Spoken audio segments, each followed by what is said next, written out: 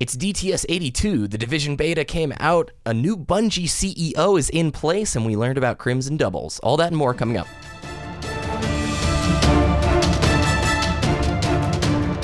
You're listening to Destiny the Show.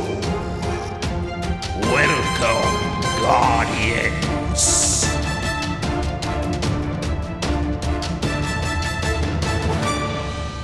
What's up, everybody? My name is BBKDRAGOON, joined as always by my awesome co-host, Ditty. How was your week? I've heard it's pretty warm down in Texas right now. Weather report from northern Texas is 75 degrees. Nice and sunny. It's a little bit breezy, so that's kind of nice, so it's not just bearing down with sun, but it is really, really good weather outside right now. Dude, excellent. That's amazing to hear. We're pretty, decent here, but I'm ready for spring. I like spring and summer a lot more.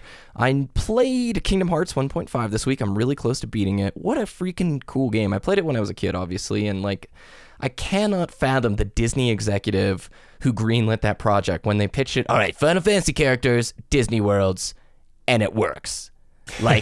How? I don't even think that could happen this day and age, you know? I can't wait until Kingdom Hearts 3 comes out. That's one of the main reasons I got a PlayStation 4, because I love that series so much. Mm-hmm. And they should have Star Wars characters, because Star Wars is now owned by Disney, and so we're going to get a lightsaber Keyblade. That's brilliant. That's absolutely, very cool. Did you play any Destiny this week? Did you hang out with Flynn? What's the word? I didn't get to. I mainly played with Flynn this week. Didn't get a chance to play some Destiny. I did have some suggestions about some Iron Banner Rift going on. Meet a multi-tool max agility hunters. Oh my gosh, I wanted to do that, but I just didn't get the chance. But Crimson Doubles next week, I should have a chance to do. Maybe get some gameplay up on the YouTube channel, because I haven't been active over there, and I need some Destiny content up there now. Yeah, I hear you. One of the things that I noticed playing Rift this week, connections were obviously a huge step above what they previously were. I really enjoy the changes that they're making. Still had some difficult matches, had easy matches. It felt closer to year one. Overall, I hope they spread those changes out to the other playlists. And then, can we talk real quickly about the Division beta before we hop into the news? Sure. So I played the Division beta, and I'm going to be playing it a little bit more after we finish this recording. I wanted to mention the Division's relationship to Destiny. Why are Destiny players, content creators, and streamers paying such close attention to this game? And it's because a lot of people see similarities between the two. RPG, kind of this hybrid MMO, you're always online, and you shoot stuff and you loot stuff. After spending time with the beta, my initial feedback is it is night and day different from Destiny. Now, there are things that it does pretty well that I think our ideas could absolutely transfer over into Destiny, but in terms of the way the actual gameplay feels, they are so different you can't compare them. I think you tweeted about it this week, right? Yeah, because I had heard a lot of, before this Division beta came out, I said, the Division is going to take all of Destiny's players because it's way better in every way. And then as the beta started to come out and people were saying, I'm going to go back to Destiny because it just plays so much different and I like that more. That's not to say the Division is bad. It's just completely different. So that's kind of really interesting to see that comparison. Now that the game has come out, people are actually playing it. They're like, oh, this is the kind of game that Division is, and I really like it, or I really don't like it. I'm going to go back to Destiny, or Destiny is, I don't know, that's just my game. Mm-hmm. Yeah, they're so stinking different. No one is going to really kill one another, and the Division is going to be a great diversion for myself. I'm looking forward to it, but it's not taking that place. It's not filling the role that Destiny does. The length of the beta is pretty short, actually. You have one main PvE mission, really beautiful assets. I mean, exploring New York that's what I had the most fun, because there are so many little bits of detail everywhere. And that initial mission, I couldn't believe how many assets and objects were in the pathway of the player that you got to move through. I'm not going to spoil it, but it's really quite cool. But after that one mission, all that's left is to really sort of explore the part of the map that they let us have access to and then go into the dark zone. one of the things that I found a little bit unique is, since it's an RPG, you have enemies who are like elites or, like stronger boss type mobs. And they're still humans and they don't have much visible armor. So you're like just dumping bullets into their head. And in this kind of military world where you've got an AR and you're just blasting some dude in the head with these rounds, it kind of breaks the atmosphere. If they don't have like a mech suit on, why can this guy take 6 clips to kill? Yeah, it's, I guess, one of the pills you'll have to swallow. They have bases. One of the first things that you actually go to is your own home base, and the interior of it changes as you add and bring people back and research more. And I thought that's really cool. The appearance of the base is unique to each player and the progression level that the base is at. I don't know if there's going to be individual bases that you can have outside of it. Like, my ideal world is, hey, there's 30 different bases in the city that you choose which one you want to have, and when you're in a party, hey, come check out my home. That is an idea that is really cool, and I'd love to see in Destiny. We've mentioned it here before. Bring another player into your trophy case base. Yeah, or like a guild house almost. Absolutely. There's a crafting table for augmenting your weapon, way in-depth ability trees, and the base development that you put in, like the more resources and time you spend developing your bases, has an effect on the abilities that are available. The city's really, really detailed. There's real-time weather transitions and lighting transitions, so it goes from night to day, and you'll have fog blow in, you'll have snowfall. Just drop dead gorgeous in that in that space. There's a matchmaking laptop. That's the main thing I want to end here with. Right after you get off the helicopter at the start of the beta, you walk past this big base, and they have a little laptop kiosk that you can access as a player if you're solo, and it gives you the option of queuing up for patrol or queuing up for the dark zone. So it will matchmake you with other players who are looking to complete a similar activity. And it was so clear right at the very beginning of the entire beta, hey, if I'm looking for teammates to complete the mission, or if I'm looking for teammates to complete some Dark Zone stuff, I can go to this kiosk and I can do it. Bungie, look at that, implement it, do that. Come on. In-game, built-in LFG. It was that simple. Do we know the different game types or game modes of the Division yet? Like Destiny has strike, story modes, raids. Do we know? It's PvE, which are mission content, and then there's the Dark Zone. That's the only main distinction that I know of currently. There isn't a set PvP mode where you queue up, you go into Dark Zone, and if you want to, they've got a whole Renegade system built in there, but it's not like I select PvP playlist to go PvP. Interesting. Yeah. I would love to see some type of darkness zone implemented into Destiny. And for the PvP side of that wilderness zone, the dark zone, there are some elements in play in previous games that have that kind of idea. If you're a max level character, you can't just sit outside and kill level 3 players as they come in, because you have to be a certain depth in the wild or the dark zone in order to attack that person. So if there's like a 20 level difference, you have to be at least level 20 wild. I would love to see some type of area where there's both PvE and PvP content available for players like that. Yeah, Dark Zone, to give some reference, it's an area in the game you enter into, and at that point, it's like free game. The best loot is in there. There's really powerful mobs in there. And then there's, of course, other players. And when you come across other players, you have the options to either work together with them or avoid them or shoot them. And if they have looted some sweet piece of gear in the Dark Zone and you shoot them, you can take that piece of gear. Well, if you kill them, of course. And you get marked as a renegade if you do that. And if you start killing like too many people, I think you have to survive for like 4 minutes or 5 minutes, something like that. I honestly need to spend more time in the Dark Zone. So guys, if I'm saying a few things off, I'm just giving the general idea here. But that's what is going to be the unique hook of the Division, is you and your 3 friends, once you get powerful, going into these darkness encounters. And let's say you spend 25 minutes and you get this rare mob kill, you pick up an item, and then you're trying to get out of there. Another group of renegades comes across you, you break out into this firefight, and there's real tension on the line because you don't want to lose that item that you just worked hard for. That's the magic of the game. It's almost a survival game element when you run across another player, like, are we going to kill each other? Are we just going to move along? It's as a solo player, when you go into the dark zone, it's terrifying. You try and avoid everybody. You're like, okay, stay away from me, stay away, because you will get just rock 'em socked if they see you.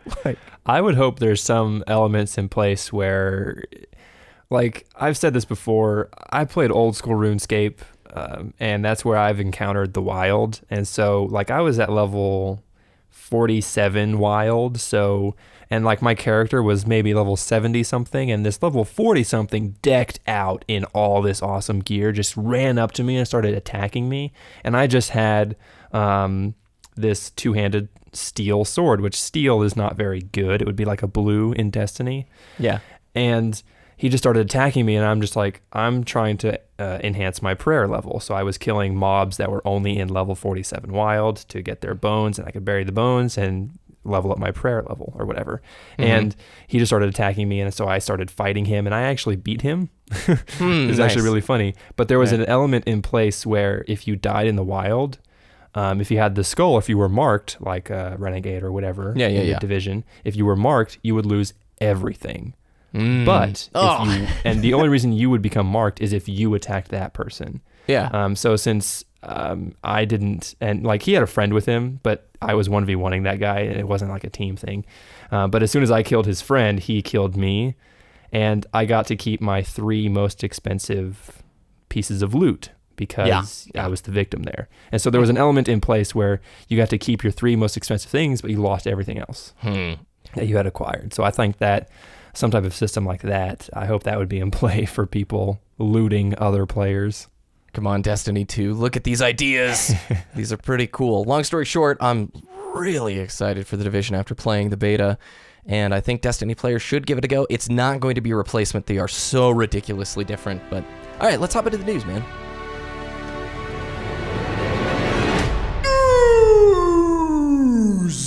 First up in the news, Bungie has a new CEO, and I quote from the Bungie post that went out earlier this week. Today, Bungie's board of directors announced that it has appointed Pete Parsons to the role of Chief Executive Officer, and that Harold Ryan will be stepping down from his position as studio president.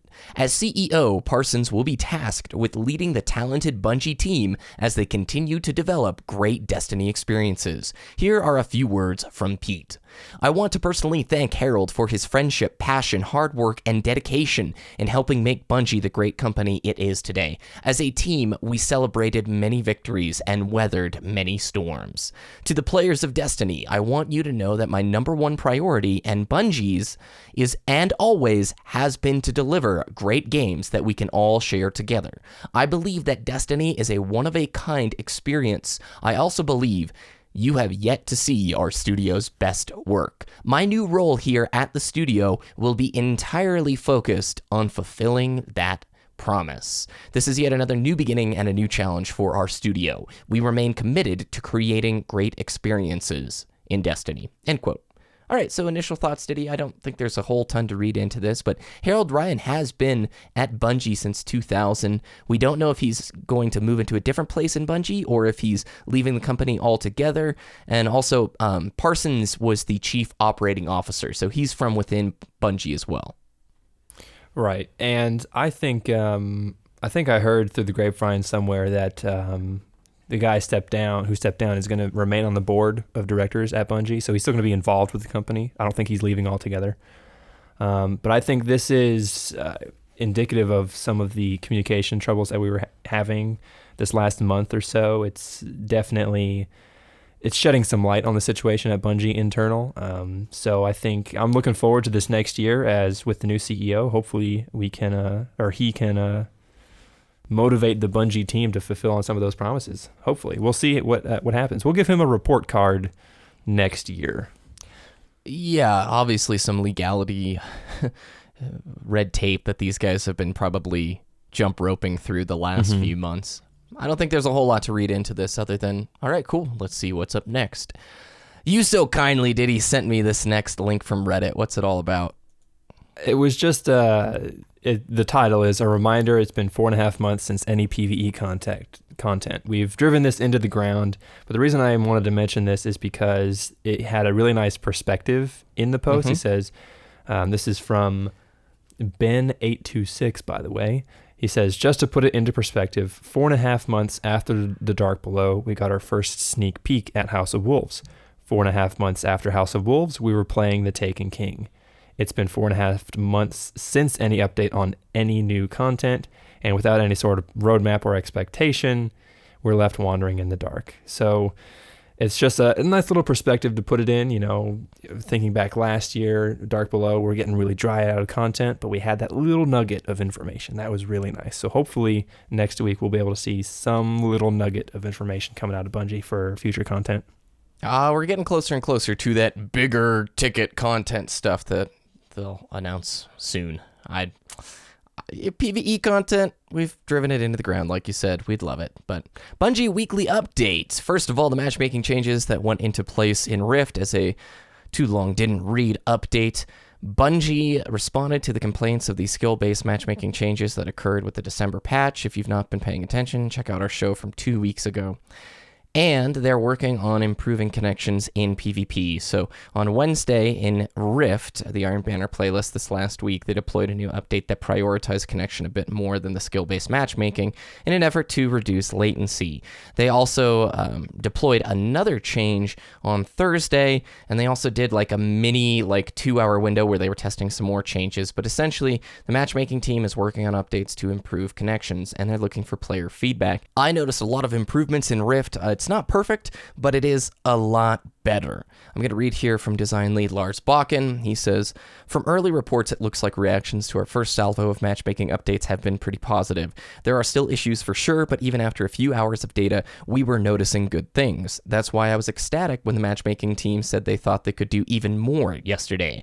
The plan is to keep looking at data, listen to the community, keep you updated, and see how much more we can do to make the experience better. Of course, the end goal has always been to push this out to our other playlists so that they can share in the love. We'll do that when we feel like we have a good solution we're happy with. More to come on that once we have a solid plan. Much love goes out to the internal matchmaking team for working so tirelessly on this problem, as well as the Guardians who have played their own role in the process.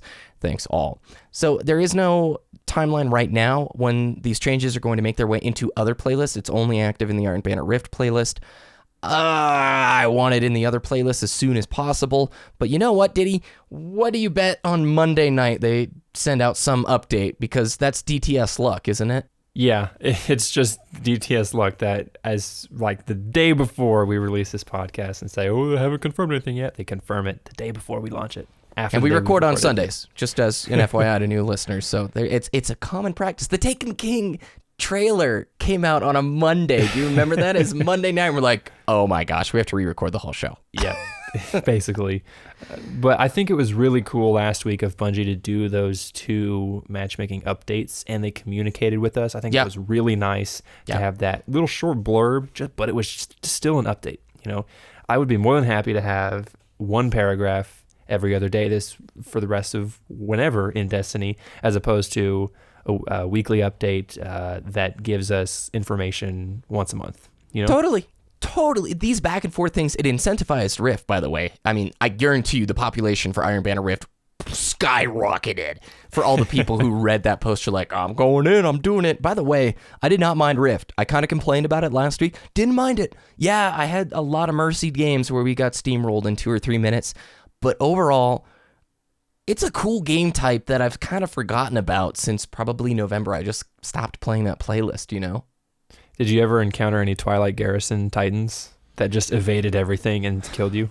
Yeah, but more importantly, I'm encountering a lot of really skilled Shade Step hunters. Oh my gosh. There's this glitch with the Shade Step where you kind of jump and then Shade Step in the air, and it's like you do a little wall run, flip, and that you just can't be It's hit. like it's a little backflip looking thing, right? Yeah, exactly. Yeah. It's pretty crazy. It's really good. I found myself getting outplayed by so many people and getting so salty. I'm like, fine, well, I'm going to put my Stormcaller on then. All right, Crimson Doubles, dude. It's 1 week only. What's the playlist about? And what's the gimmick? What's the hook of this PvP playlist? All about teamwork. And so let me find it here. When basically when your teammate dies, you get this buff that gives you like extra movement speed and extra reload speed or whatever until your teammate respawns. Yeah, senior designer on Crimson Doubles, Leif Johansson, said, when your teammate dies, you become enraged with the broken heart buff. When you find yourself alone in the fight, you gain maximum ratings for armor, agility, recovery, and weapon handling speed. Hearing Bungie devs swear vengeance for their beloved Crimson partners during playtests sealed the deal for me, end quote. So this is interesting. Yeah. I'm picturing this in my head. So it's most likely a revive playlist. It is. It's elimination. Oh, it is. Okay. Yeah. So you can just have your teammate die, and if you're like the best player ever, you just become this juggernaut and kill the other two people. It's a great idea. I really strategy. Strats, bro. Kind of Juggernaut-esque, but only it's like Juggernaut doubles, I guess.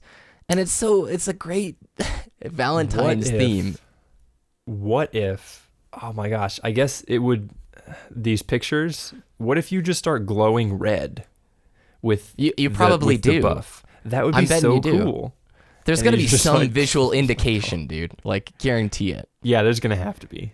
And some audio effect, like maybe the Skolas mines arm. I don't know. It's I don't know. One week only. 1 week only is I don't know what to think. I don't know what to think of that, man. Without the roadmap of what's coming in the future, and since this is our smaller event for February, it's going to be interesting to see what happens next. If they turn Sparrow Racing League back on for March or whatever, while they get the big content out for April, something like that. But the 1 week doesn't sound good enough because we don't know what's after it, you know? There's going to be so much chance for movie of the week potential here when your Valentine date dies and you just let out this cry, no! The new emotes too, coming out. Yeah, Hotline Bling. The Drake. Oh my gosh, I am going. You're to gonna make throw a money Hotline at Bling the screen. video. You're gonna throw money at the screen, aren't you? Yeah, I guess we should mention that there's a chance for the items to drop up to 320, the items being 2 ghost shells. There's an emblem, there's 2 shaders. The ghost shells, one's chocolate and one's like red with glitters and stuff. It's charming. You know what else? New Monarchy.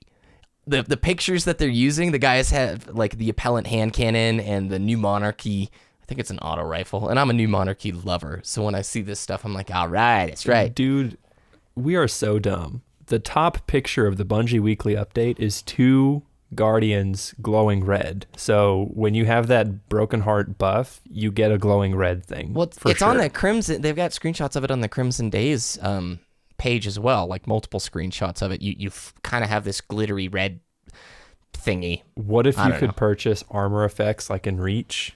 And you could choose one of those. That would be so cool. Like the Taint from Skolas. Yeah. Or the Relic Runner. Or that. Yes, please. Let's do that. There's also the Crimson Connection, and it's a like little candy that you can get from the event. When a Guardian consumes a Crimson Candy, they share a Crimson Connection with all of the other members in their current fire team that boosts experience gain on all equipped weapons for 30 minutes.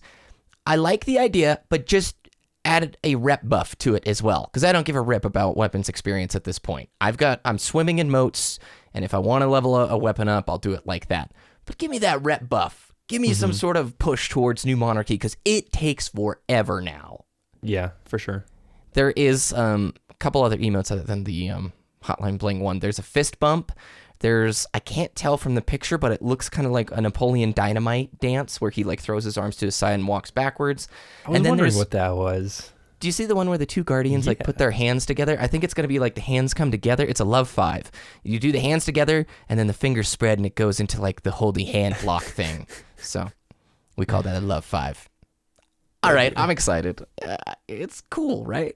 Yeah, it is cool. All right, movie of the week. What is it? Solo Skolas as a Titan, melee only. I didn't watch it. I'm going to watch it like after this, but you said it's nuts. It's ridiculous. I mean, yeah, it's the same thing over and over again, but just think about Skolas. Skolas was so hard when it first came out. And yeah, people got the hang of it because it was new content. You know, it takes a couple weeks for people to get used to it. But it's still really hard to have that level of communication for Skolas. And this dude just does it by himself. It's War Machine PT, by the way. War Machine PT. It's so cool. And so when I was thinking about it, I'm like, well, what does he do for the taint? How does he deal with the taint? Because the person with the taint dies after the time runs out. Yeah. And then he whips out the sword. And I'm like, genius. And he just blocks it. Swords Brilliant. are OP, dude. Swords are sick. That is such an awesome addition. They can block the taint and they can block the oversoul in Crota's End. So yeah. You can do all sorts of crazy stuff in PvP with them. I don't know if you've ever watched any of the montages, but all right, that's a good weekly update. I'm going to read Deej's final words at the bottom of the update. He says, the February update includes more than Crimson Days. There are more bullets we'll be firing to impact the quality of your Guardian lifestyle. Pay us a visit next week for a preview. Your faithful community team pledges to lead the conversation as we support the game we are playing now and bring you along as the world you know changes. Okay, so Ditty, I think they were keenly aware of the backlash over the skill-based matchmaking thing. Yes. And I think they're also aware the fuse is short with most of the community. At this point, we want to know what on earth is next. February is just about here. What is next? What do you think some of the other things that will be in the February update are for the quality of life and timeline? If you had to make a guess, when do we see the reveal of the big ticket content? The big ticket content is going to be April, May. That's the reveal or the release. Okay, so if it's the reveal, March, April, I would say. I think we're going to see Sparrow Racing League come back before the next big ticket. Oh, the salt. Yeah, I think they're going to do updated, hopefully a different map for Sparrow Racing League. They're going to do updated settings as well, but that's what I predict. Also, I think maybe another Iron Banner before then.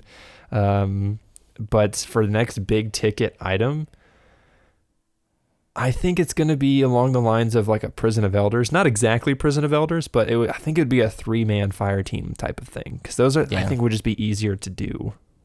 Yeah, I agree. I mean, what... they have the system in place to do Prison of Elders type stuff, but then again, I don't understand how their tools work whatsoever, so me saying that might just be total BS, and they're like, no, the manpower required to create these is far more than what you think. I do want to mention that E3 is June 14th through the 16th of this year, so it's mid-June, and E3 always plays a big role with Destiny announcements. My initial guess is I think you're correct. I think sometime in March, we're going to hear, or maybe late February, hear about this big ticket next giant community update thingy that's going to arrive in or around E3 to get the hype up. And then at E3, we're going to find out what's coming for this year in Destiny. Is it another Taken King-esque expansion in September as we wait for Destiny 2 spring 2017? Or do they just announce Destiny 2 at E3? Or are all of the above completely inaccurate? Or if they want to throw everybody for a loop, do a Taken King style expansion this year in September, and then Destiny 2 comes out March or April of next year. Yeah, I mean, I was thinking about this, though, like, not to cut you off, but just it fits into your point. That cut Mars raid and that cut Europa content, why would we assume that stuff could just magically make its way into Destiny 2? That it would work in Destiny 2's infrastructure, you know? Yeah, I don't know. I mean, yeah, it is planned. I guess it was planned at one point. It is an idea at some point, obviously. So when are we going to get it? Is it going to be the next Taken King expansion is going to be that one raid, Mars, Europa, whatever. And then, I don't know. I think realistically, Destiny 2 could come out Q2 of next year.